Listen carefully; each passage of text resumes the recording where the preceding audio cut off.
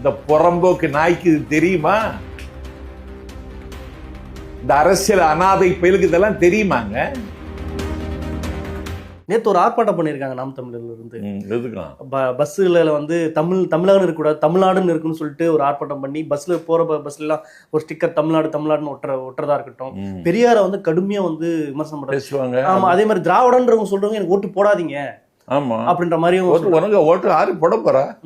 யாரும் போட போறது இல்லையே, யாரும் போட போறது இல்ல. திரும்ப திரும்ப திராவிடத்தை அப்படி ஒரு வைக்கிறதும் பெரியார் அறிவு இல்ல. அறிவு தற்கொலை என்னடா செய்வான்? அறிவில்ல, படிக்கல அவன் படிக்கணும் முதல்ல. இது பின்னாடி பாஜக, குருமூர்த்தி இவங்க இருக்காங்களா? எல்லாரும் இருக்காங்க. அதாவது ஆதிசங்கர பகவத் பாதர் கேரளாவில் மலையாள மண்ணில் காலடியில் பிறந்தவர்.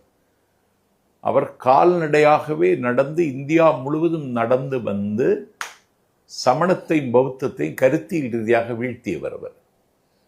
அவர் சுப்பிரமணிய புஜங்கம் எழுதினார், கனகதாராசோஸ்திரம் எழுதினார், லலிதா சகசிரநாமம் எழுதினார், பஜகோவிந்தம் எழுதினார். அந்த ஆதிசங்கர பகவத் பாதாரே ஞானசம்பந்த பெருமானை திராவிட சிசு என்றார். சுவாமி விவேகானந்தர் மனோகரமான மலையாள நாட்டுக்கு சென்ற பொழுது தமிழ்த்தாய் வாழ்த்து தந்த மனோன்மணியம் சுந்தரம் பிள்ளையிட்ட